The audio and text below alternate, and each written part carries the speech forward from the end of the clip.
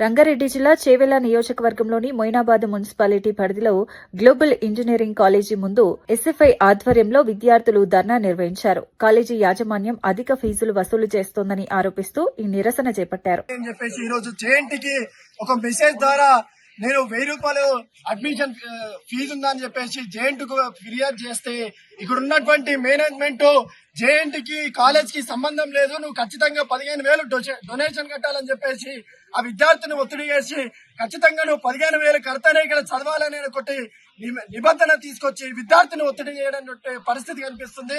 అదేవిధంగా జేఎన్టీలో ఉన్నటువంటి ఎవరైతే సార్ ఉన్నారో ఇక్కడ ఉన్నటువంటి విద్యార్థి 10 మంది కలిసి మా స్కూల్లో కాలేజీలో ఉన్నటువంటి సమస్య ఇదా అని చెప్పేసి ఆ జేఎన్టీ సార్ చెప్తే ఆ జేఎన్టీలో ఉన్నటువంటి సారు మీ కాలేజీలో ఉన్నటువంటి విద్యార్థులు ఈ రోజు మా దగ్గరకు వచ్చిర్రు, 15,000 మీరు అడుగుతున్నారని చెప్పి ప్రతి ఒక్కరు డిమాండ్ చేస్తున్నారు. దీనిపైన మీరు చర్యలు తీసుకోవాలని చెప్పేసి విద్యార్థుల మీద ఒత్తిడి తీసుకురావాలని చెప్పి జేఎన్టీ ప్రిన్సిపాల్ చెప్తే ఈ రోజు ఇక్కడ ఉన్నటువంటి గ్లోబల్ మేనేజ్మెంట్ ఈ రోజు విద్యార్థులను ఇబ్బంది పెట్టే పరిస్థితి కనిపిస్తుంది.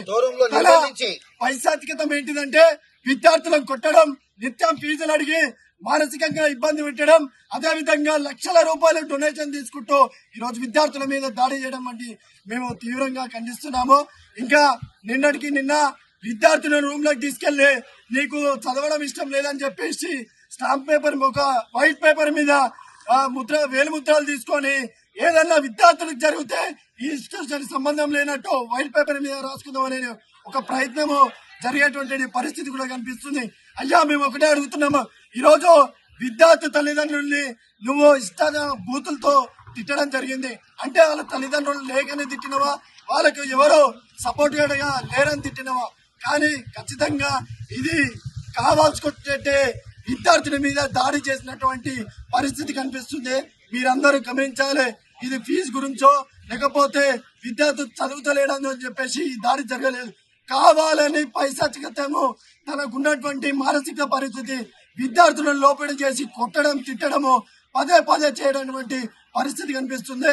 ఇక్కడున్న మేనేజ్మెంట్ ఖచ్చితంగా ఎవరైతే విద్యార్థుల మీద దాడి చేసినటువంటి వ్యక్తులు ఉన్నారో వాళ్ళ పైన క్రిమినల్ కేసులు పెట్టాలి. ఖచ్చితంగా విద్యార్థి న్యాయం చేసే విధంగా చూడాలి, విద్యార్థులను కాపాడాలి. ఇక్కడ ఇప్పటికే తెలంగాణ రాష్ట్రంలో ఇంజనీరింగ్ కాలేజీలో పిట్టల రాలినట్టు రాస్తున్నటువంటి పరిస్థితి కనిపిస్తుంది. ఇదే విద్యార్థికి ఏదైనా ఒత్తిడికి లోపడి అబ్బాయి మానసికంగా ఏదైనా చేసుకుంటే ఎవరు దీనికి అర్హులైతారని చెప్పేసి కూడా నేను ఆలోచన చేస్తున్నాను. కానీ వీళ్ళు నిర్దాక్షంగా శవాల మీద రాజకీయం చేసి ఫీజు ఎంత బ్యాలెన్స్ ఉందని చెప్పేసి విచ్చలవిడిగా వివరిస్తున్నటువంటి పరిస్థితి కనిపిస్తుంది. గ్లోబల్ కాలేజ్ మీద ఖచ్చితంగా చర్యలు తీసుకోవాలి. ఆ మేనేజ్మెంట్